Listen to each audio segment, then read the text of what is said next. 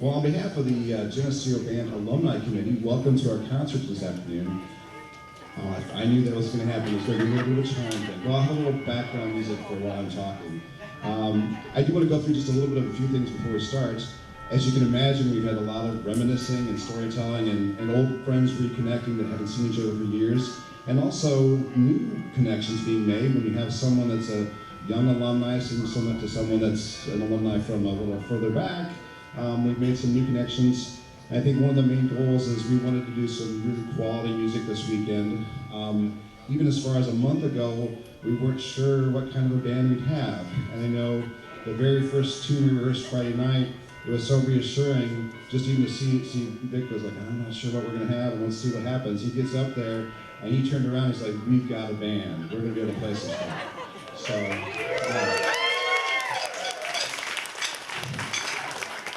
we have about 56 people up on stage that are playing today, and lots more that weren't going to play and haven't played and didn't want to play, but they wanted to come back. And if you read the program at the very end of the concert, before we do this GHS School song, I want everyone that's a band alum to come up and be in front or be on the sides or be around the back, and so we can have a big finale to the concert. But right now I want to kind of do honor a few people. It's just we did this a little bit at the banquets, so I'm stealing this idea. But if there's anyone that's in the band or is a band alumni out there, if you were a veteran and either served in the military, whether you played in the military band or were a veteran, I want those people to stand up, just kind of see that. So I know we have a few in the band.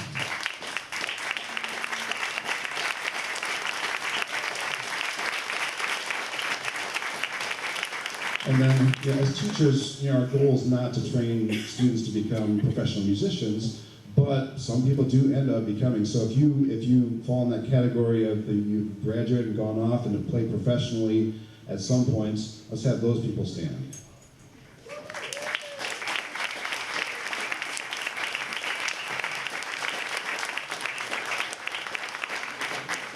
And then it's not surprising whether you've gone off and you are a band director or a choir director or a general music teacher or teach private lessons, if you've gone off and you continue to teach music and kind of spread the legacy, let's have those people stand.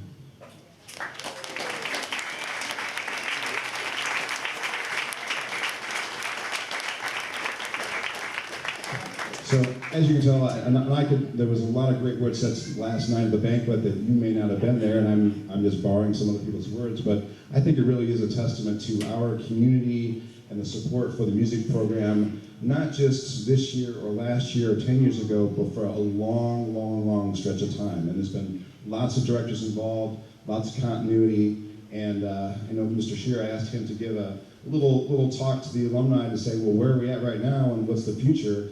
And things are looking really good. So let's keep up that support and keep that ongoing, and that's that. So I want to just give a little introduction to each of the directors. I'm not going to introduce the ones that are conducting, so I try to think, well, what can I say about Mr. Bianchetta without getting myself in too much trouble? But I do remember, and I thought, no, if I let Vic introduce Rich and Rich introduce Vic, that might get a little ugly or something. But no, just kidding.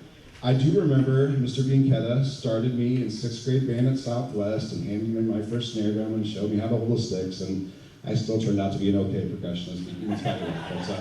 But no, seriously, I feel privileged that I was his student, and then his oldest son, Tony, was in my class, and Tony wasn't able to be here, but he sent his son, and so Grandpa Bianchetta gets to direct his grandson, who's in the band today. And then later on, when I was teaching the middle school, that overlapped with Vic's last couple of years before he retired, so I got to see him as a colleague, and he still continues to be a mentor to this day. So let's bring Vic up the stage, and he's going to conduct our first speech.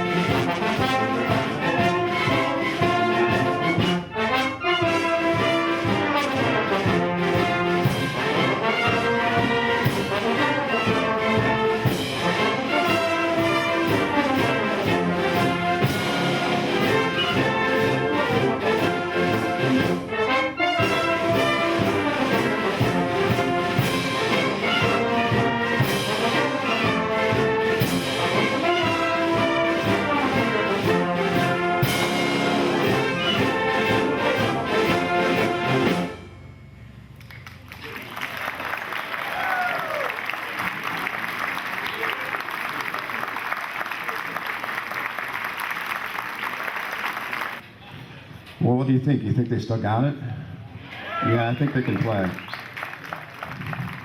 So I distinctly remember Mr. Stodd came to Geneseo and when I was going to be a freshman in high school, and was my band director throughout high school.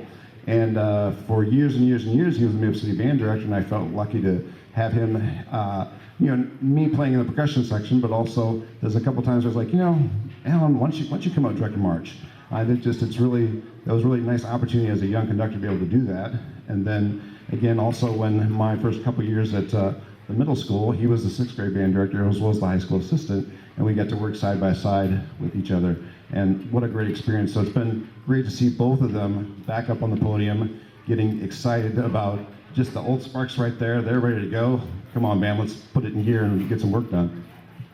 So let's welcome Rich up to the podium, and he can talk a little bit about this next piece.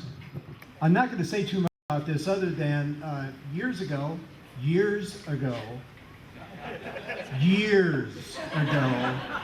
we did Tuba Tiger Rag at the high school with Brian Kaiser and Brent Castor. Now these two guys were like Tweedledum and Tweedledee. They were inseparable. In fact, Vic and I used to have to kick them out of the band room because they would never leave, So we decided when we discovered what our instrumentation was going to be like for this group that we really needed to do this piece, but of course Brent wasn't available.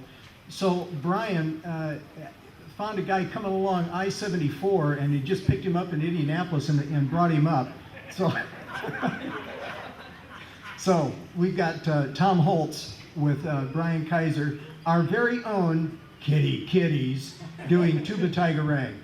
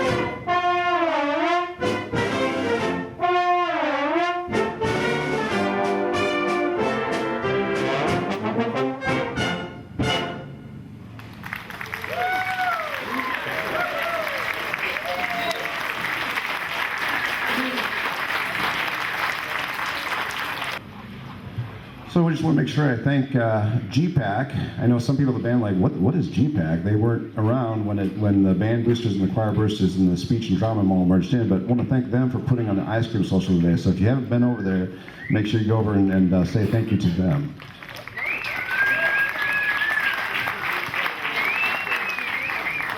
And once, the committee, as we were doing stuff, we're like, well, let's charge registration just a little extra in case someone comes up and we don't know, and we have a plan, but we're not sure who's going to show up. And I don't know where we're at right now because someone else is doing the money, but I think we are in good shape in terms of money, and whatever money we have left over, we're going to donate that to GPAC and not worry about hanging on to it for another one of these. But there's a lot of behind-the-scenes work that was put into do this weekend, so I want to recognize the other members of the committee. Besides myself, I don't think I introduced myself, but Alan Kaiser, if you hadn't figured that out. But Sloan Hoffman, let's have her stand up.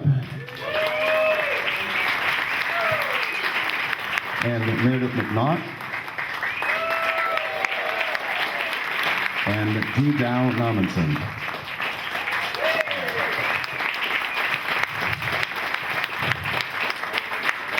And there's also some unofficial members of the committee, because what would a band program be without the band parents? And so I want to thank, I know my parents helped and the Dows helped and some other people. So if you helped a little bit sorting music or taping music or copying or handing out programs, let's have those people help stand up also.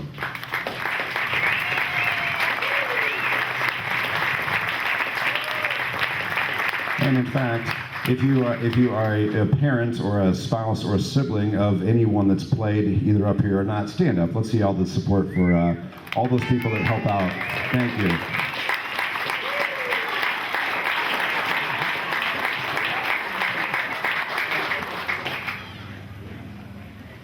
So just a little word at intermission. We're taking a break to rest our chops a little bit, but we thought that would be a good time to take some more pictures. We're taking lots, but we can't have too many. This worked really well at the banquet last night. We got all the directors took a picture, and then we just started with one director and said, okay, if anybody that studied with Mr. Mead, group around and had a group picture with that, and then Mr. Bianchetta, and so on and so on. So we're going to do that again. And even if you're not up here on stage, if you played with one of those directors, just kind of hang out and don't run too far away. In intermission, we're going to take all those pictures kind of right up here in front.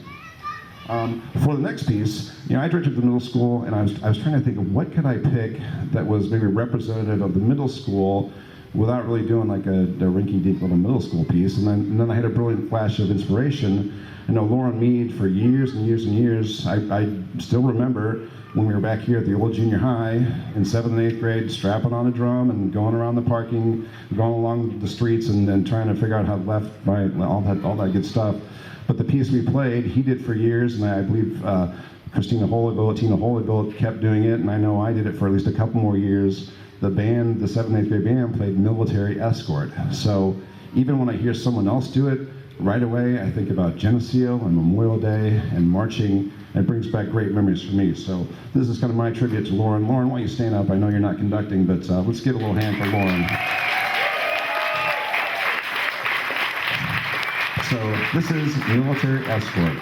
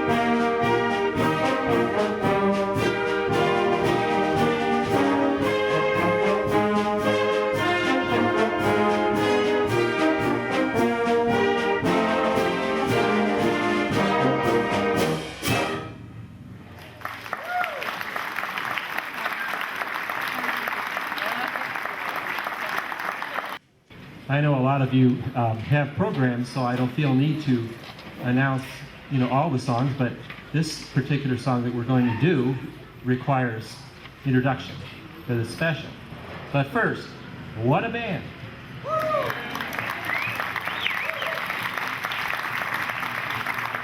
3 rehearsals. Some people haven't touched the horn for 15, 20 years. And it's after Friday's rehearsal, I could see lips coming out of bells, And there was one thing I think it was on Facebook that my Sharon read to me, my wife Sharon, that I think someone said they had to go get some tape to their bottom teeth because their bottom teeth were cutting through their lip on the alto. But anyway, the next song, the American Civil War Fantasy, is a very special piece. We needed to have some music that would really challenge, adults. And not that marches are easy, they're not. All the pieces we've done so far are incredibly difficult. But wanted to choose something for the park that wasn't so heavy that you would enjoy, that the average person would enjoy. But this piece is special. You can divide music into 2 categories. Music for music's sake, like Mozart and some of Beethoven, and program music, music that's supposed to paint a picture. This piece paints a picture. I forget the numbers. I think it's 640,000 Americans died in the Civil War, either by, in battle or disease. In the Battle of Gettysburg alone, 40-some thousand people, Americans, died in battle. And so this is a song about that, not necessarily Gettysburg, but basically the song starts, America's in, carefree, everything's nice, and you will hear popular tunes of the mid to 19th century, such as Listen to the Mockingbird, and Dixieland, and Dick Camp Down Races. And then all of a sudden from a distance, you're going to hear the sound of drums and John Brown's Body. And this is sort of announcing that the Civil War is going to start, and things are getting nasty. And then you hear Maryland, My Maryland, which is, you would know as O Tannenbaum, but it was a Civil War tune first. And then you hear the Union hymn, the Battle Cry of Freedom. And suddenly you'll hear When Johnny Comes Marching Home, and as the Americans on both North and South are called to their homes to fight one another. Here the music gets very meditative and gradually dies out, and the soldiers recall many songs of their day, weaving through things. And one of the tunes is Just Before the Battle, Mother. You may recognize that one too. Then the reverie is broken as the Northern armies start, and we hear the song Marching Through Georgia. And then the Southern troops start, and we hear The Yellow Rose of Texas. And there's also fragments of other songs that you're going to recognize in the piece. And then there's a large battle, which we are using with our percussion section. And then after the battle is over, we're going to have some meditation, a few seconds of silence and thinking. And then the war is done, and it gives birth to a new nation under God, indivisible, with liberty and justice for all, as the band concludes with the Battle Hymn of the Republic. I know you're going to enjoy this piece, the American Civil War Fantasy by Jerry Billick, and the great rendition that this fine ensemble is going to play for you.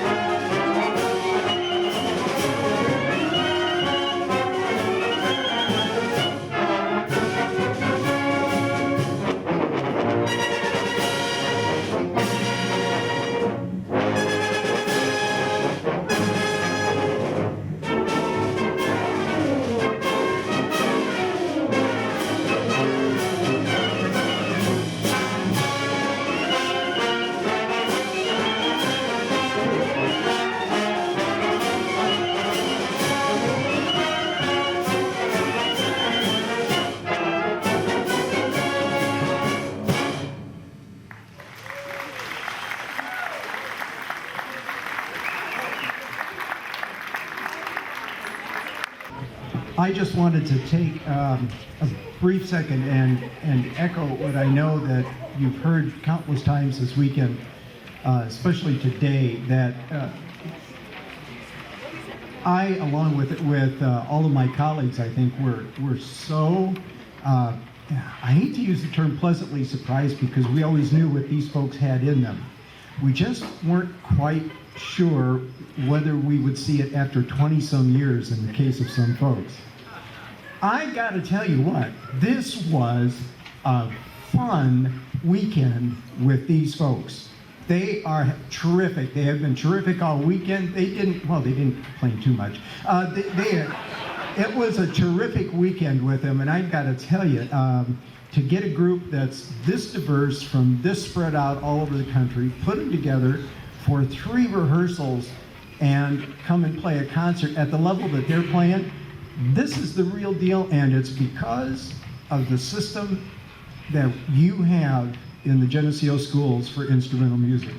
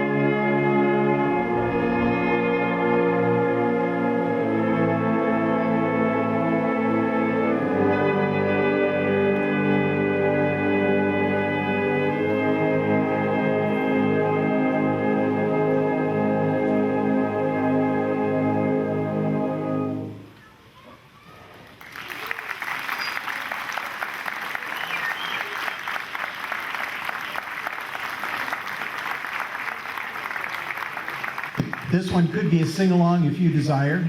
It's up to you. I wanted to put this thought in the members of this group that were in basketball pep band. How many seconds does it take to play on Wisconsin?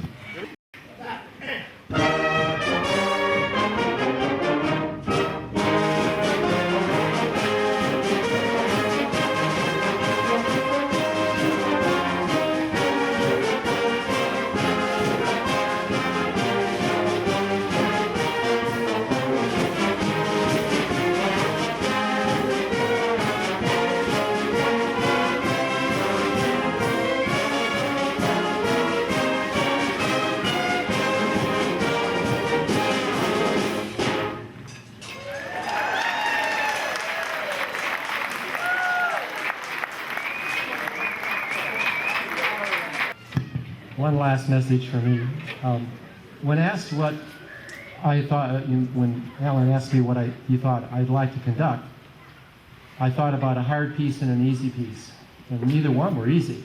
But I said, let's do all Scottish melody, because I know they'll be able to play that. Whether it sounds good or not, we'll be fine, because doesn't have a lot of notes.